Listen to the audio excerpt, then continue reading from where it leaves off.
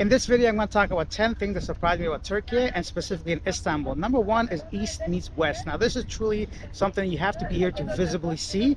It not only is divided between two different continents, by now I'm sure you know Istanbul is a place, the only place in the world where two continents collide. So you got the European side and the Asian side, but you can see this also in the architecture and the people and the fashion, and a lot of things that you can see differs from East and West and European side to the Asian side. But the good thing is you can simply take a ferry across and hit the European side within 20 minutes, and so it's a really cool thing to get a different mixture of different things. So East does collide with West, not only with when it comes to geography, but when it comes to religion and different types of people, politics, and a lot more. Of course, even like, although it's a Muslim country, there's a lot of like drinking going on, a lot of bars and clubs, all these different things that I wasn't expecting when I came here. So the first thing is East meets West. The second thing is diversity. Now this one kind of collides with the first thing, but when I mean diversity, I mean in everything. Usually when you travel to a country, you can kind of tell who's a local person and who's a foreigner, right? But here in Istanbul, you can't really tell who's who. It's got over 20 million people living here, and you don't really know if someone's Turkish or someone's a foreigner, because Turkish people look European, they look Middle Eastern, they look Arab, and they are tall, they're short, they pretty much come from all parts of the world, but they are Turkish, right? So it's really it's kind of unique to see, because even approaching people, like I don't know who speaks English, who doesn't speak English, and it's really difficult to approach them when I'm trying to make like street interview kind of videos. So diversity can be seen here with everything. And so when the people themselves, the religion, politics, you got people from all around the world that are here, so it's very diverse. And you can see maybe from behind me people that are walking around, you got like white people, brown people, and you got some Uzbek and Kazakh people that are like actual Turks that live here. So that's really unique. Diversity is the second thing. Number three is tolerance. And when I mean tolerance, I mean like people seem to be okay with whoever you are here. So whether you're a really Muslim person, really strict Muslim, whether you're liberal and you want to go drinking, there's pubs here, there's clubs here, there's bars here, people don't seem to mind. And you can see this in the public. People walking around with like a hijab, people walking around with mini skirts. Nobody really seems to care, at least not in Istanbul and the area that I'm living. I can't really speak for the whole country, but I can only speak from my personal time here. So the tolerance is really high up there. People don't really care where you're from, what you're wearing, what you're doing, and no one seems to be harassing you. Well, that's a little bit of a lie. If you're trying to shop and like in the bazaars or whatever, you're gonna get people to try to say, hey, come into my shop and buy something. But it looks like it truly does accept whoever is here. And speaking of acceptance and tolerance, you know, Turkey really is involved in like political and foreign affairs. They bring in a lot of like refugees as well. Now that's a really iffy topic. I don't want to get into it deeply, but you know, I'm sure a lot of Turkish people might have something against that, but they are really on the world scale trying to bring people into the country and try to save them, whether it's from Syria, Afghanistan, and unfortunately these days Israel and Palestine conflict that's going on. So even Palestinians, they're really outspoken. So that tolerance is really visible here in Istanbul, because like I thought it's going to be really religious, but people here are pretty much free to do whatever they want to do. So that was a big surprise for me.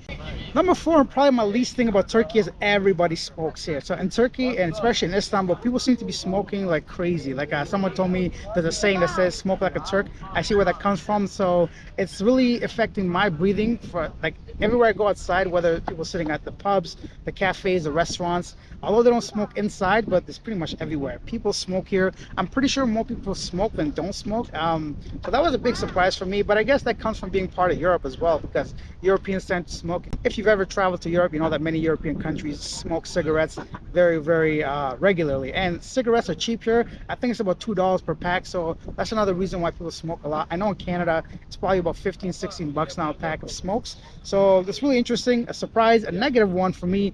Smoking can be an issue if you're someone like myself that has a sensitive nose or just doesn't like the smell of smoke. And I found that even like my skin, when I go home to take a shower, around my neck or my arms, there's a lot more residue than ever in any other country. Maybe India was a little bit polluted, but so pollution comes from the smoking that's around there, but not necessarily from the air itself. So that's another thing that was very surprising for me, was smoking in Turkey. Number five is attractive and fashionable people. It seems to me everybody in Turkey is well aware of what's going on around the fashion world. They seem to be really well dressed, and they're really different, unique type of looking people, because they're a nice blend of everybody. Because geographically speaking, it's really central. I think their blood has like a mixture of everybody. Yeah? So you can't really I don't know, attractive people everywhere. Guys, girls, people here are really fashionable. They're attractive, except for the smoking part. But it's nice to see. I mean, if you're just sitting down, people watching, of course, I've never seen a really heavy Turkish person, to be honest. So that's kind of cool to see. Very different from North America, right? A lot of people, like including myself, are overweight. So it's kind of nice to see people maintaining their body and their sense of fashion here, which was kind of cool. I wasn't expecting it, but it's here. Number 6 is the food. Now, I've made a Turkish food video, 5 street foods you must try in Turkey. So check that out if you haven't done so already. But Turkish food's got to be my top 3 favorite foods around the world, right? And the thing I like about Turkish food, it's not very spicy, but it's full of flavor. And they got all kinds of different things. They're really heavy on bread. They're really heavy on meat. So if you're a meat lover or carnivore like myself, loves to eat lamb and beef, Turkiye and Istanbul is a place to be for like foodies, and they got a real nice variety of things you can eat. So they got the lahmacun, the pide, and the kebabs, and all the different things you could try here.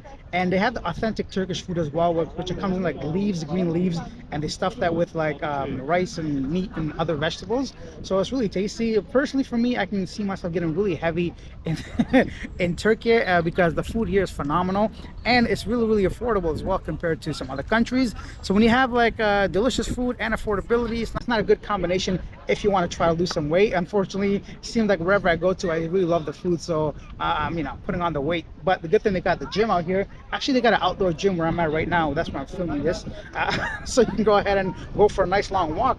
Speaking of that, the weather's been surprising as well to me. I was not sure what to expect when I came here, but I'm really pleased to see it's right around 20 degrees most of the time, so you can go for long walks and not be affected by the humidity, unlike Southeast Asia. Number 7 is dessert. Now, we talked about food at number 6, but number 7 has to be its own category. Turkish desserts are some of the best around the world, like baklava and kenefe and other different things, and jalebi or jalebi, I don't know how to say it, not jalebi like the chicken, but jalebi, which is like it's like a sugar churro, right? So anyway, so Turkish desserts and are world famous, like Turkish delights, I'm sure you guys know about. So it's really good if you want to sit down somewhere, have a coffee, have a tea, and try some of these Turkish desserts. I highly recommend it. If you have to try it out. Either way, desserts got to have its own category. Is fantastic. You got to try it. And some of these places have been around for over 100 years, so it's really interesting to try some of the different flavors. And they're really heavy on like fruits and stuff, so things like pomegranate and peach and things like that. So it's kind of cool to see. Number 8 surprise for me is definitely language barrier. I was not expecting so many Turkish people not to be able to speak English. However, it's been a challenge for me to actually make friends, get out there and kind of get involved with the community. You know, if you follow my videos before, I really like to get involved in the local culture a little bit, to introduce myself to people, to talk to people, to get them to be on camera, and to actually just immerse myself into the neighborhood. But it's been a little bit difficult here because many people don't speak English, unfortunately. For me, although I'm here, I should learn their language. I understand completely, but I've been privileged enough that most of the countries I've traveled to, they spoke a little bit of English.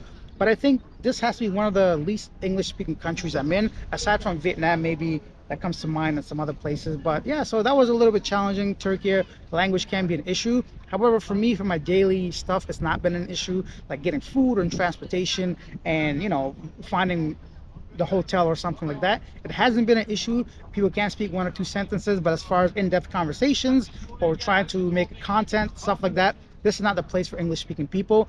But the good thing about that is you can use it as a bonus, right? You can actually start to learn the language. You can use it as a reason to speak to people and really actually find out a little bit more about Turkey by learning some Turkish yourself. Number 9, one of my favorite things, aside from the food maybe, is their love for animals. So Turkish people love stray animals. They love their dogs, and especially cats. I've never seen such heavy dogs in my life. They're so fat. Obviously, they're being fed well, and the cats everywhere. They're all over the place, and you often see people leaving food for the cats and the dogs for them to go ahead and eat. So you're not gonna see a skinny cat, a skinny dog here. Definitely not. They really take care of them, and they actually tag them. So they put a tag on the ear, ensuring that the animals are vaccinated. So that was really nice to see. I wasn't expecting that coming to like an Islamic country. It's a secular country, but I thought it was more like Muslim country. So I haven't seen so much love for animals like I have in Istanbul.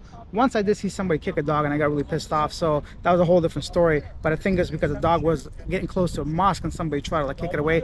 Anyway, that's just a one-off. But so over here, they love their stray animals, and people always give them water, they give them food. They have like specific areas where the dogs can go and eat. So it's a really cool thing to see. I wasn't expecting Istanbul and Turkey to be so heavily involved with stray animals and taking care of them. So big ups to Turkey. I hope the rest of the world can follow suit and improve their stray animal situation, especially in Southeast Asia, some of the recent countries I've been to. Number 10 is Turkish culture. So Turkish culture goes way back in history. It's been one of the biggest empires in the world, the Ottoman Empire. So that obviously brings in a lot of history and a lot of pride. Recently, they just celebrated the 100th anniversary of Turkey becoming a nation. So that was kind of cool to see. And I've never seen so many flags in my life. I've never seen so many people come together under the same flag. It was really nice to see. Hopefully more people can be united across the world. And the culture itself provides a lot of different unique viewpoints, like when it comes from food, history, people themselves, and it's really cool to see because they definitely are a melting pot of people. So I never noticed how many like neighboring country citizens were here. Everybody I speak to seems to be from some kind of nearby area as well. Not everybody, but a lot of people. Like Kazakhstan's really big, Turkmenistan, Tajikistan, all these different countries.